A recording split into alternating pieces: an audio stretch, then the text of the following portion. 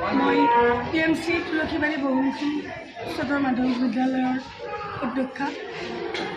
আমাৰ আজি ইতিমধ্যে ঘোষিত হোৱা উচ্চতৰ মাধ্যমিক কলা শাখাৰ ফলাফল আমি সুখী। মোৰ বিদ্যালয়ত এইবাৰৰ সম্পূৰ্ণ ষ্টুডেণ্ট আছিলে 158, তাৰে 155 পৰীক্ষাত এপিয়াৰো কৰিছিলে আৰু তেওঁলোকে গোটেইখিনিয়ে পাছ কৰিছে। যদিও আমাৰ পাৰ্চেণ্টেজ 98.01।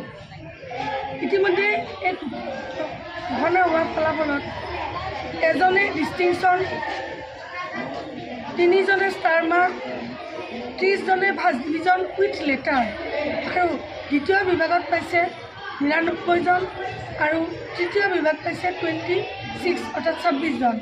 গতিকে আমাৰ বিদ্যালয়ৰ প্ৰত্যেকজন শিক্ষক শিক্ষয়িত্ৰীৰ যি সহযোগিতা আমাৰ ছাত্ৰ ছাত্ৰী আজি এই সুন্দৰ ফলাফল দেখুৱালে, তাৰ বাবে মই সমূহ শিক্ষক শিক্ষয়িত্ৰী তথা কৰ্মচাৰী সকলোকে মই মোৰ ফালৰ পৰা আন্তৰিক শুভেচ্ছা আৰু ধন্যবাদ জ্ঞাপন কৰিছোঁ।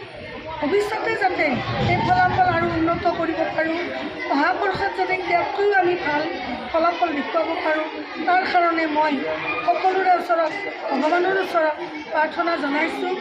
নাম শ্ৰী প্ৰিয়া দেৱনাথ। মই আজি ঘোষণা কৰা উচ্চতৰ মাধ্যমিক চূড়ান্ত পৰীক্ষাৰ ফলাফলত তুলসীবাৰী বহুমুখী উচ্চতৰ মাধ্যমিক বিদ্যালয়ৰ পৰা 86.8% লৈ উত্তীৰ্ণ হৈছোঁ।